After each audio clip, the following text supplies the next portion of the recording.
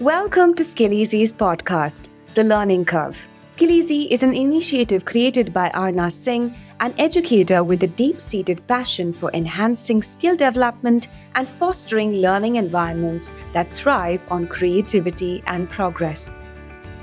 This podcast is focused around redefining holistic development in children that involves life skills that go beyond the pages of school textbooks and grades that have long remained and are currently the basis for major Indian education systems. In the upcoming episodes, we will be inviting guests from various industry backgrounds to talk about their take on education policies, how they developed life skills, things they wish had been taught to them in school, and much more. So if you're looking for a fresh perspective on what general education could look like in a world where younger minds are equipped to think on their toes and navigate daily life, you've come to the right place. I'm Soundarya Jayachandran and I'll be your host for today. Now, without further ado, let me introduce our guest for the day.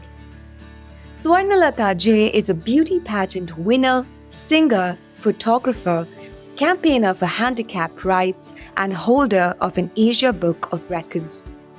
She speaks almost 11 languages and frequently writes short stories. She currently uses a wheelchair and was diagnosed with Primary Progressive Multiple Sclerosis in 2009. But nothing has stopped her from going after her goals of improving the community. She has over 40 accolades to her name, including the prestigious Penn Sakthi Award by Dr. Kamal Hassan, the People's Choice Award 2019 by Dr. Batra's, and Cavinkare Ability Award 2020 for Eminence. Welcome, ma'am. How are you doing today? It's an absolute pleasure to have you here today. How are you doing? I'm doing great. This is a vibrant and cheerful day starting with you. Thank you. Yes, absolutely. I feel the very same way. I just want to dig a little deep into where you're from, what your childhood was like. Just paint a picture for the audience. Tell us a little bit about Miss Swarnalatha. I was born and brought up in Bangalore, and currently I'm living in Coimbatore. For a couple of years, we also stayed in Bombay and worked there. So I can call myself an Indian because I speak that many languages. Yeah. What kind of a person were you? What kind of a student were you growing up?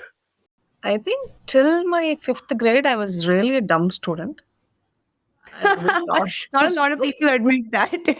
It's a lot of us, trust me. Yeah, it was like people used to laugh at me, and I didn't know that they were laughing at me, and I would laugh with them. Okay, so I was that dumb. And I think high school was a better place where I actually explored many talents like singing, dancing, and in my 10th grade, I almost grabbed about seven first prizes in various competitions. So that So made you me showed the them that they were actually laughing at themselves.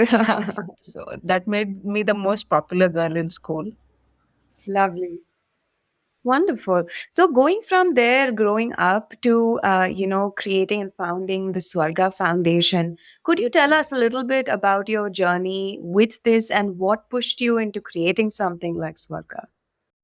See, I've seen two lives. One is a life without disability and one with disability. So without disability itself, we have a lot of challenges. And after disability, the challenges only multiply.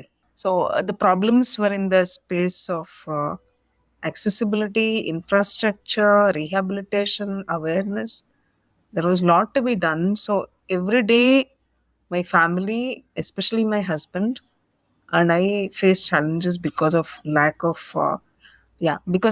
support on facilities from the government, from the private sector. So we decided to find solutions on our own to the problems that we were facing on a day-to-day basis. So that's how Swarga evolved. Initially, we started counseling patients and their family members. Slowly, we got into providing them with wheelchairs, walkers, hearing aids. supporting some of them with livelihood expenses. And slowly, then the first most important project was launching Sarathi, which is India's first taxi service for those on wheelchair and senior citizens.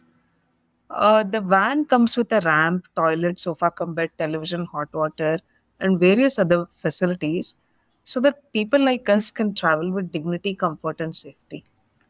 And then slowly we realized that rehabilitation is so expensive.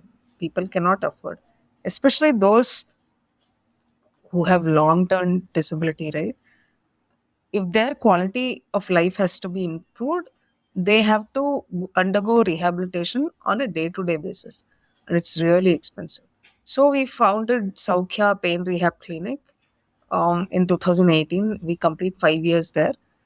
And here we are providing physiotherapy, occupational therapy, counseling, and Ayurveda treatments to all patients free of cost. We almost see about 800 to 1,000 patients per month.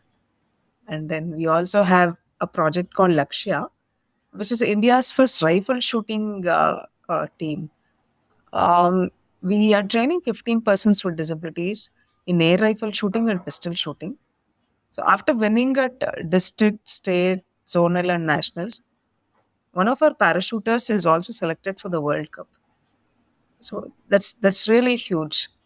And we have program called Twinkle in a Wrinkle, where we have adopted 6 senior citizen homes, where we are providing medical support and individual physiotherapy, group exercises support. We also have this project called AM Special Calendar, where we feature 12 persons with disabilities every year in a calendar, which is a desktop version.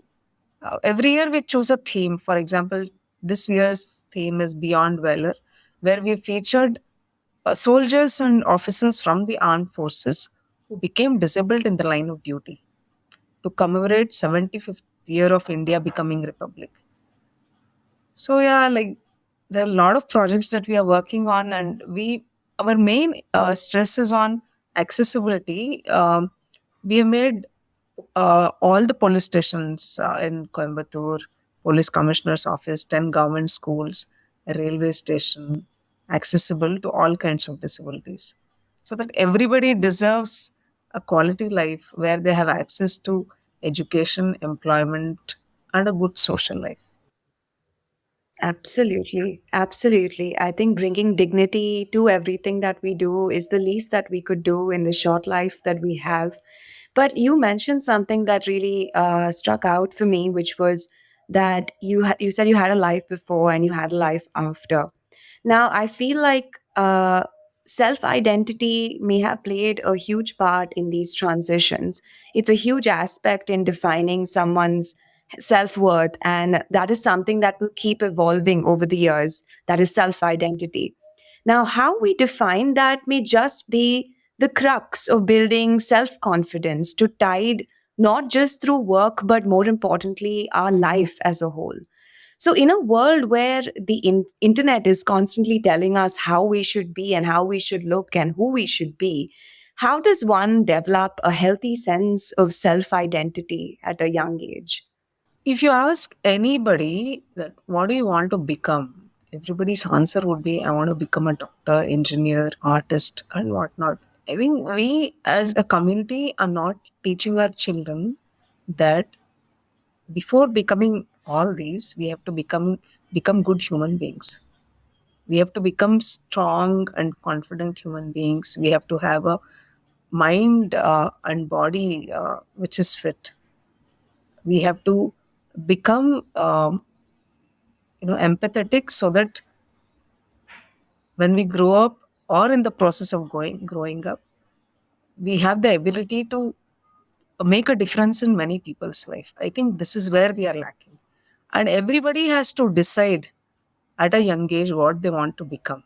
Otherwise, if we don't decide, right, other people around us will decide what we have to become. That's not going to be a nice thing, and when you're grown up, you've almost forgotten you actually what you wanted to actually become, right? So we let others rule our lives. So this is not, this shouldn't happen. So what my message to all children is, you should decide what you should become. For example, when I was a child, I used to, see Medha Patkar on TV. She was one of the famous social activists.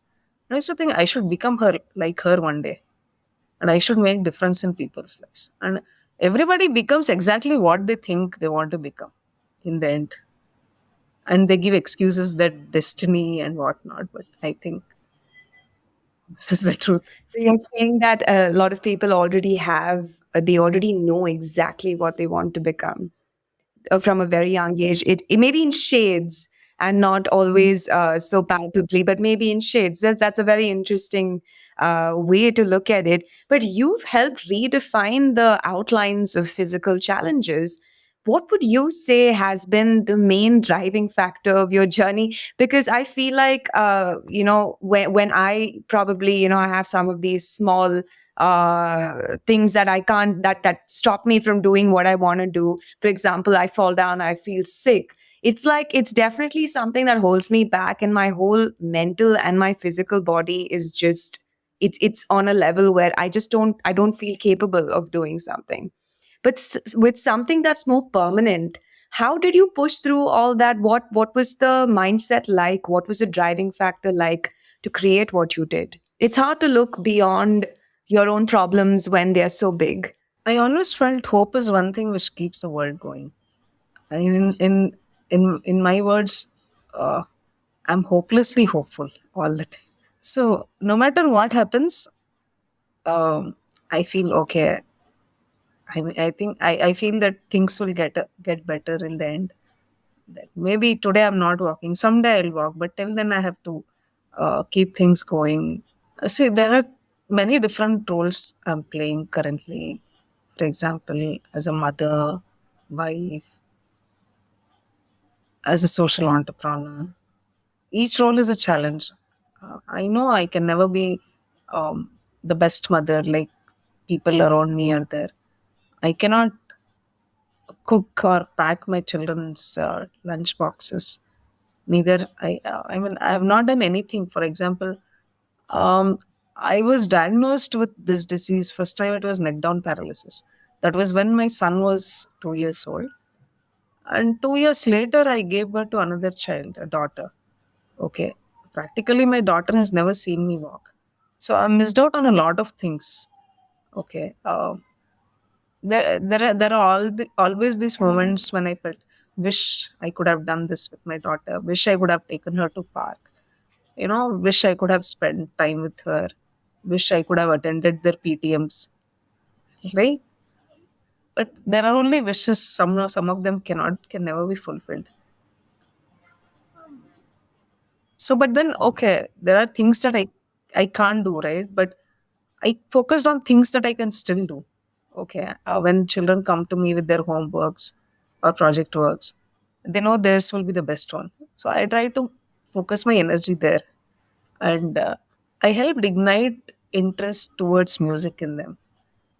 I was good at singing and dancing, so my son and daughter together started a band in school called Sigma. So my son is a guitarist and he is also the director of the band, and my daughter is a singer.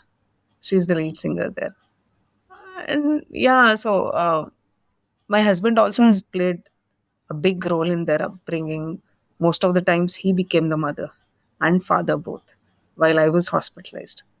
But at the same time, we ensured that both of us don't pamper children. If the food is put on the plate, this is what you get. If you don't want to eat it, that's your choice. You go hungry, that's your choice. Because the whole idea of our existence is, the motivation for our existence is food. They say, no, roti, kapda, or makan. If they don't feel hunger, if they don't feel hunger, then there's no motivation for them to earn anything, right? To achieve something in life. So they should experience hunger. They should understand that this is what is we are getting on our plate. So this is what we should eat. So yeah, they never were put through a lot of luxury things like that. So like I was saying, yeah, being a wife, not being able to meet certain expectations in society is also a challenge.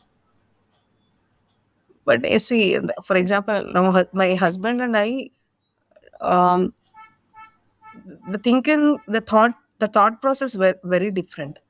For example, if he likes blue, I like pink. If he likes sweet, I like spice. Sometimes, the only thing that brings us together is our willingness to help others, to make difference in others' lives. For that, we are able to put across our differences, behind, and work towards a common goal. That together, we become like an Ardhanarishwara. Okay, we have differences all the time, but when you put it behind you and you work towards a common goal, everything else seems inconspicuous. Yeah, yeah. Yeah, everything seems like something that you can always get over. It doesn't seem big. It doesn't seem impossible. For sure. That I think that's a beautiful way to put it. I think if we all unite, the philosophies are very similar, right? If we all unite for a goal that we think that is actually inherently think that is important, and it's not an importance that's been imposed upon by an external view, then I feel that there is a very pure intention in that.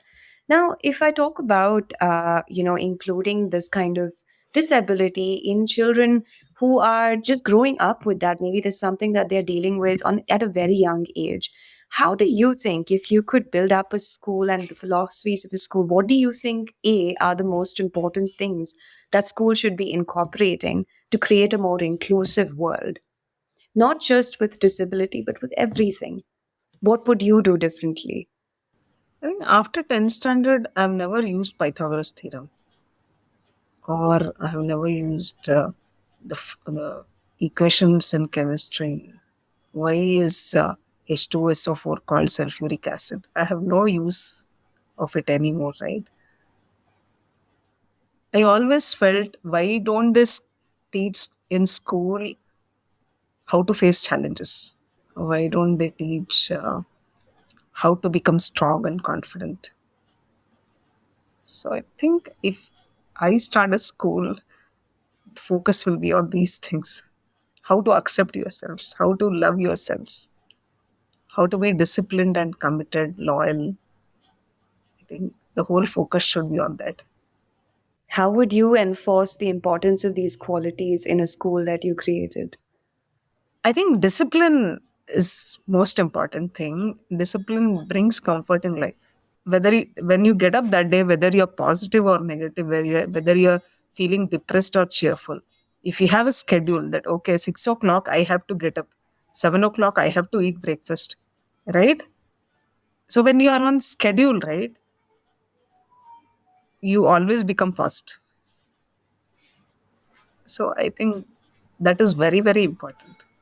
Just that ignoring that, okay, let me skip one day or things like that will never make you strong physically and mentally.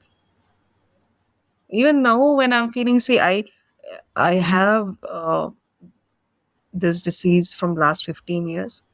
Every morning I feel, oh my god, another day started, like, why wish it never came. Even at night, I feel sometimes when I'm sleeping that I have so much physical pain that I feel that this should be my last night. I should not get up tomorrow at all.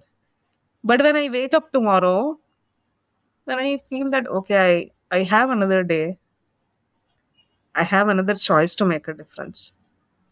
I have a choice. I have two choices in front of me: whether to crib and complain about that day and be lying on the bed, or accept what it is and start with a new day. See what difference you can make for yourself and for people around us. So that is how. So that I think that discipline has really helped. From the time I know myself, I've been waking up at times like 3:45, 4, 5 o'clock. Okay. So that helps a lot. I have a longer day. I can do a lot of things with that. I sleep early. I eat early. My dinner is done by 6:30. Things like this definitely go a long way in building your personality. Absolutely. Yeah, I think you spoke about discipline being the driving factor and the importance of it in trying to establish a pattern that's healthy for you in the longer run. Discipline is also a very big factor in leadership. And leading such a big organization like Swarga, where you created its purpose and you inspire people to follow in your footsteps every day, what do you think that you would like to tell the leaders of the future or the generations of today that are trying to find roles in community service? What would you like to say to them in terms of the things that they probably have to look out for? What they should probably expect? See, there are 1 million causes in India that you can fight for. Choose the cause that you can connect well with. Through Swarga Foundation, we have made difference in the lives of more than 10 crore people. That is 100 million, right? And these are not fake numbers. These are actual numbers. But in the end, these numbers are only statistics. In the end, what matters is the only intention with which you did. So when you're trying to help somebody, don't go after the numbers. See, genuinely, if you can change at least one person's life, then your existence is justified. Then the effort that you put for your cause is justified. Absolutely. And I think there is a huge role of empathy in understanding what true purpose is. And it's not just about the flashy numbers, especially in today's world where everything, the food we eat is also Instagrammed. So everything from that to, the effort that you put into everything is documented. So I think beyond documentation, I think intention needs to be, you need to revisit intention and to make sure that the reason why you started is in fact the reason you are still doing it. And I feel like empathy plays a very big role in this. And in schools today, I don't think there are curriculums that are actively trying to evolve empathy or trying to teach empathy in a very directed manner. So, how do you think empathy is a good way to be inculcated in children of today? Like you mentioned, I'm also a motivational speaker. I'm a five-time TEDx speaker, and I hold an Asia Book of Records. So whenever I go to deliver a lecture in schools or colleges, we have a small activity where we make the students experience disability. For example, we make them sit on the wheelchair, okay, and we give them certain activities to perform. We blindfold them and give them certain activities to perform. It's fun. It's fun, but for the audience, it's really fun. They're laughing and all that. But for the person who's undergoing, experiencing disability is difficult. And finally, when you ask them how did it feel, then you're surprised at their answers. I always tell that disability can happen to anybody, regardless of their financial status, social status, physical status, whatever, right? It can happen because of an accident, because of a disease, or just simply because of old age. So nobody is spared. Someday everybody will experience some kind of disability. So as a society, we should all be ready to do it. Ready to face it. So that kinds of ignites that little bit of empathy in them. This is a small exercise that we can do from our end, but rest they also have to figure out what they have to do. And family, friends definitely play a big role in igniting that empathy in children. And also, I tell them that see there are two kinds of disabilities. One is a visible disability, where okay, that person cannot walk, cannot stand, cannot see, cannot talk. There's also a set of people, more than 100 crore people in India are affected with this kind of invisible disability. The symptoms are ego, anger, frustration, greed, lack of willingness to learn, yeah, lack of willingness to adapt to situations. So this makes them blind, despite they can see, you just even if you know that okay, there's a problem in front of you, you just ignore and you behave like you never saw it. You behave like you never heard it. right? And you don't want to speak about it. That's the actual disability, and this has got no cure or treatment, right? Yeah. Yes, I think that's that's a very revealing point, of course. Yes. See, if I cannot walk, I can still use a wheelchair and go to places where nobody has gone. But if you in mind have decided that you are not going to go there, then that's the actual disability, isn't it? Absolutely. Yes, I think my next question was always actually about what are the skills that you think that children of today need, and I think you very beautifully answered it in your previous answer itself, which is what is lacking now. I think that that fully answered my next question, honestly. But I'm still going to ask it and be like, what is one piece of advice that you would like to tell your teachers back in the day that could have made your learning a little bit better? Made your thinking a little more open? What do you think you could have said? No, I don't think I have any complaints with my teachers in the past. I'm the person today, whatever I am today is because of my teachers. For example, my mom passed away last October. Um, and November, I got a news from the President of India's office that I'm receiving President's Award. So I really missed my mom. After sharing it with my family, my husband and children, I wanted to share it with somebody very important in my life. And that was my 10th standard high school teacher. I learned a lot from her. That discipline, really was a great deal. That is why I still remember her. That is why she still loves me. I still love her. And when she heard this message, she burst out crying. She said, "Oh, my daughter, oh, my child, I'm so happy about what happened, all that." So I think teachers of the past were really good. What I want to tell the teachers today is little bit of discipline is good, especially for the parents. The message is teachers spend more time with our children than their own children in school. Correct. So if they discipline them a little bit, there's nothing wrong. It's not called abuse. So I think they have equal authority. I mean, they have authority as much as you on their children. I mean, their children are their students. Neither teachers nor parents should protect their children a lot. Smaller things can be ignored. Otherwise, children will take this for granted and they want things their way every time. And like for children, I said they should have their own individuality. They should decide what they want to become. Yes, I think that it's very important to find that fine line between understanding and discipline.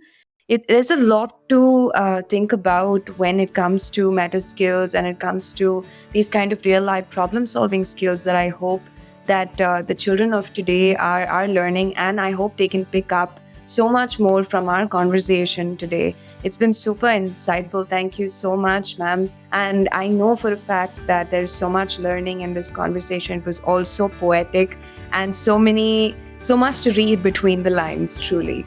So thank you so much for joining us and giving us this opportunity and your time. Thank you so much, Soundarya. It was really fun talking to you. I mean, sometimes the right questions are really necessary to bring out the truth, and you did a great job. Thank you.